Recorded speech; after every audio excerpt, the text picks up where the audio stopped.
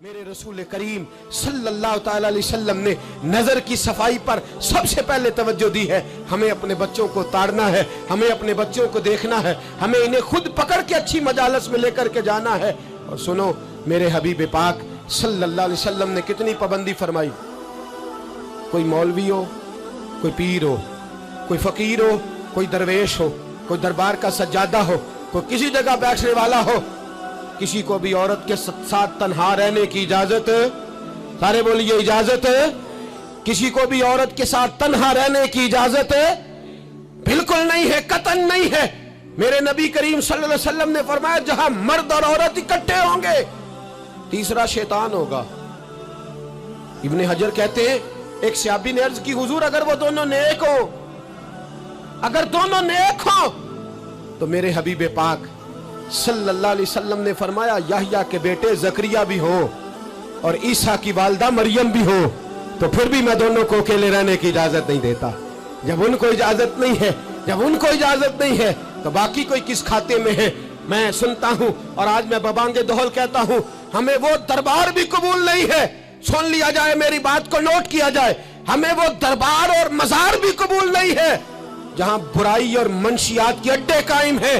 ہم ان درباروں پر بھی فوری طور پر ہر لحاظ سے کڑی نگرانی کرنے کا اور پوری سختی کرنے کا ارادہ رکھتے ہیں اور خود آگے بڑھ کے ان ظالم سجادہ نشینوں کا منہ نوچنے کا ارادہ رکھتے ہیں جن درباروں پر نشہ بکتا ہے، جن درباروں پر گند ہوتا ہے۔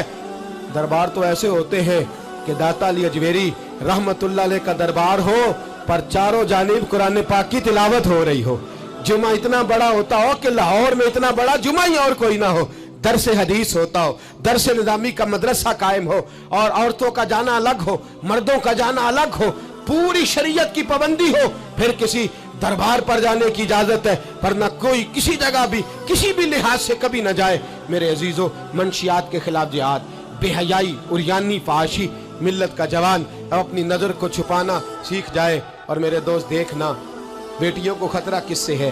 یہاں ہندو بھی کوئی نہیں، سکھ بھی کوئی نہیں، آریہ بھی کوئی نہیں، بدھ مت بھی کوئی نہیں، یہاں عیسائی بھی اقلیت میں، یہاں یہودی بھی کوئی نہیں، لیکن پھر بھی بیٹیوں کی اگر شرم و حیا محفوظ نہ ہو۔ یہ حدیث سنانے لگا ہوں، حدیث ہے، حدیث رسول ہے۔ جوان خاص کر کے ذرا میری بات پہ توجہ کریں اور بزرگ خاص کر توجہ کریں جنہوں نے تربیت کرنی ہے۔ سنیں، حضور کی بارگاہ میں ایک نوجوان آیا ہے، یہ سنگ میل ہے حدیث، اس کو یاد رکھنا۔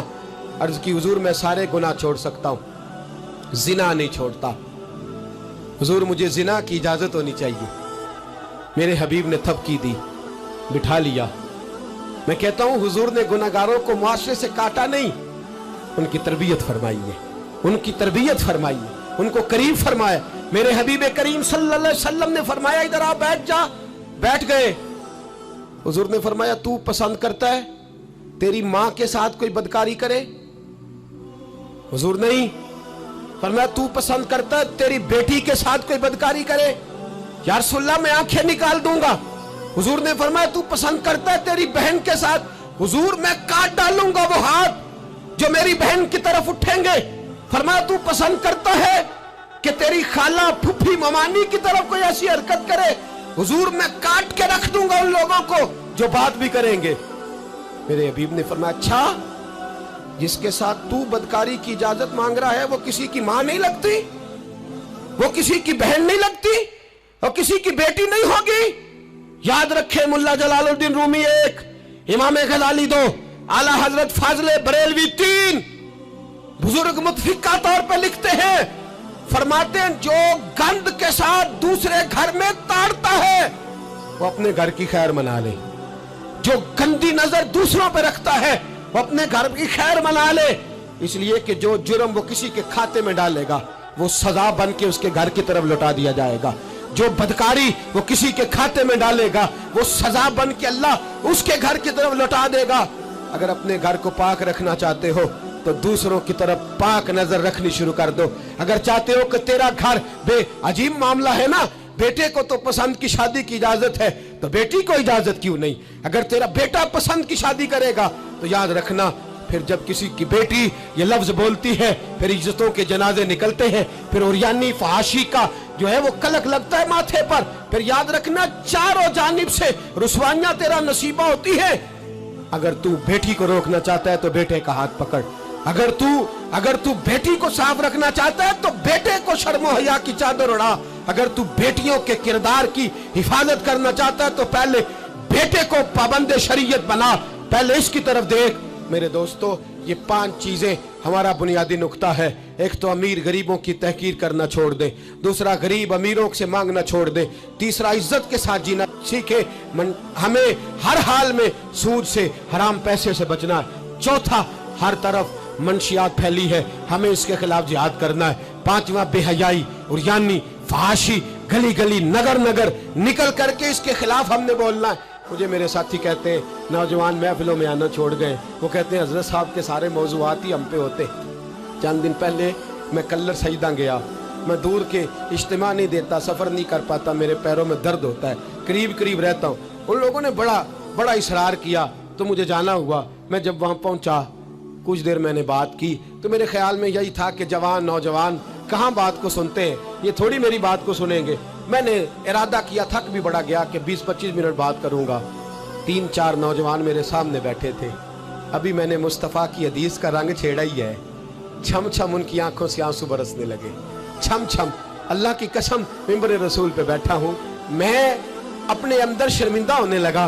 मैंने कहा यार, तू कहता था नौजवान बात नहीं सुनते, तेरी मिल्लत का जवान, उसे किसी ने बात सुनाई नहीं, शायद तू उस तक बात पहुंचा ही नहीं सका।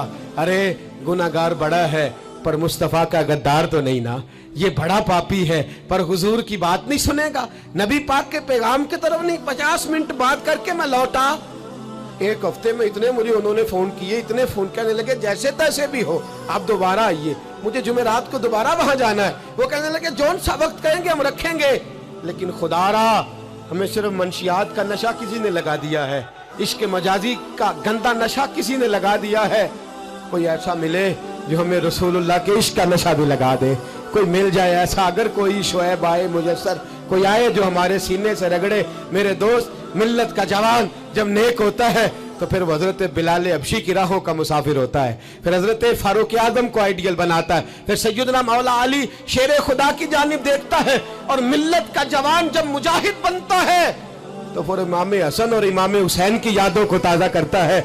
वो कभी इल्मुद्दीन बन जाता है, कभी आमर चीमा बन जाता है, और कभी मुमताज हुसैन कादरी की शक्ल में सामने आ जाता है।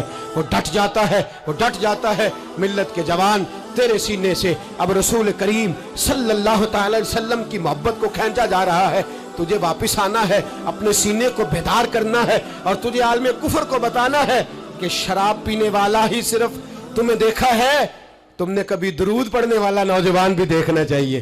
तुमने औरत को सारी रात फोन करने वाले जवान की दास्तानें तो सुनी है।